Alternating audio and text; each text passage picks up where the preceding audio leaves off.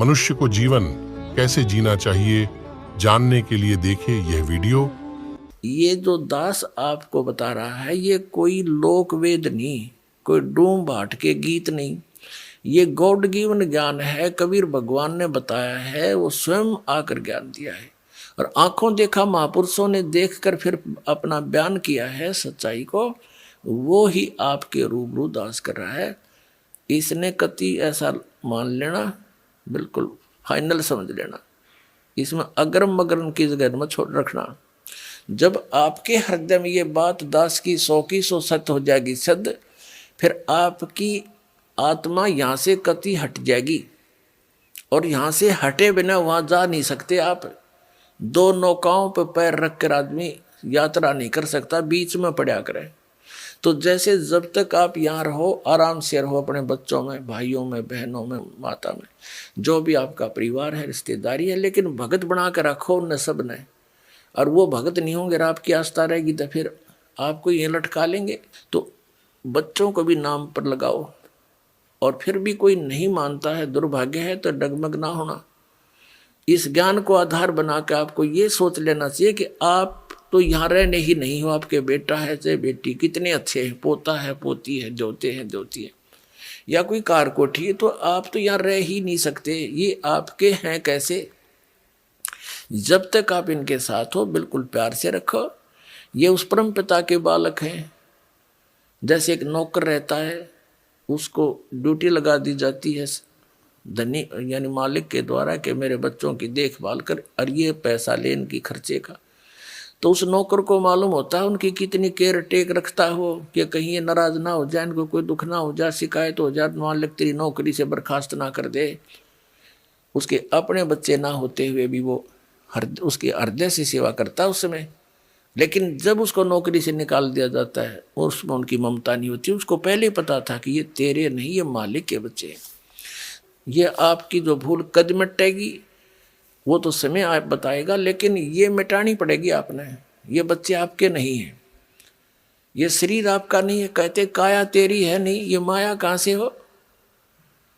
और हम यहाँ अपना जीवन नाश करते हैं, चोरी करके, डाके मार के, रिश्वत ले करके। आप देखते हो मंत्री लोगों का भी इतिहास सुनते हो, और जजों के बारे में भी सुनते हो, IAS IPS के बारे में, और बहुत से इंजीनियरों के बारे में, डॉक्टरों के बारे में रिश्वत लेते हैं। धिक्कार है उनके जीवन को, उनको ज्ञान नहीं है, इसलिए विष खा रहे हैं। जब ये ज्ञान होगा जहर दिखाई देगा आपको। परमात्मा ने बताया कि तुमने उस दरगाह का मैल नहीं देखा और धर्मराज के तिल तिल का लेखा।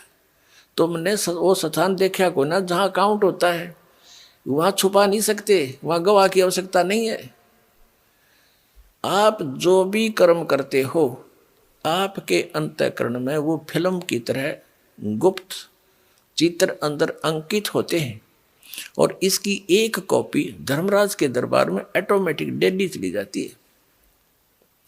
जब आप वहां जाओगे, आपकी RDX वहां तैयार पाओगी और ला के कंप्यूटर में, और आपको खड़ा कर देंगे सामने, अब देख तेरे कुक्रम और सुक्रम।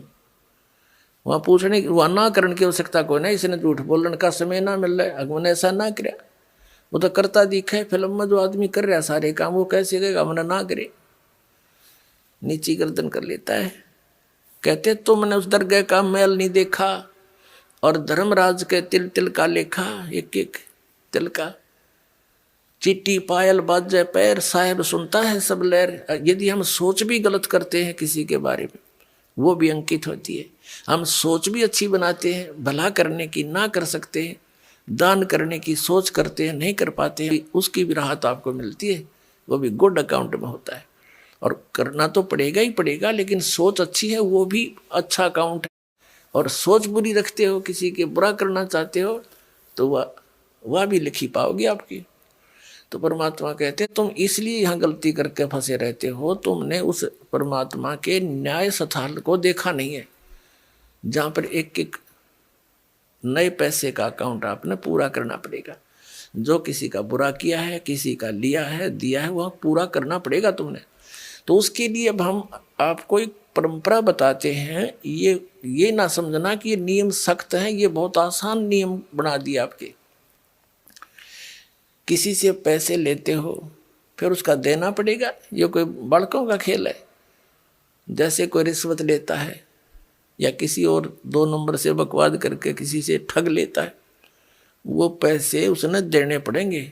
इसमें ना किसी और जन्म में वो दामाद बन के ले जाएगा और खुश होकर देने पड़ेंगे और कई गुना हो जाएंगे तब तक। तो सिर में दर्द करने की आवश्यकता नहीं है। ये बिना ज्ञान के हम ऐसा करें।